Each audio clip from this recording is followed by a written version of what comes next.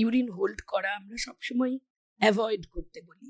কখনো কখনো এটা খুবই এরকম সিচুয়েশন থাকে যে যখন আমাদের ইউরিন হোল্ড করতে হয়, কিন্তু ইউরিন হোল্ড করা ব্লাডার মাসেলের কাজের জন্য এবং ইনফেকশনের জন্য, দুটোর জন্যই বিপজ্জনক হতে পারে। আপনি একটু অপরিচ্ছন্ন কন্টামিনেটেড ইউরিনাল যদি ব্যবহার করতে বাধ্য হন, যেখানে পরিচ্ছন্নতার অভাব আছে, সেখান থেকে ইউরিনে ইনফেকশন আসা অসম্ভব নয়।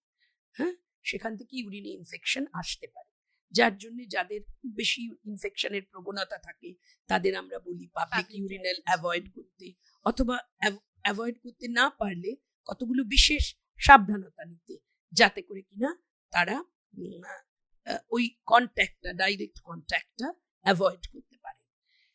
আর ভিতরের কারণ কতগুলো জিনিস, অর্গানিজম যখন ঢোকে শরীরে, যে ইনফেকশন করবে, যে ব্যাকটেরিয়া হোক ফাঙ্গাস হোক, যেই ইউরিনে ইনফেকশন করবে, সে তো বাইরে থেকেই আসবে। একে আমরা বলি অ্যাসেন্ডিং ইনফেকশন, ইউরিনের রাস্তা ধরে উল্টো দিকে উঠে যাচ্ছে।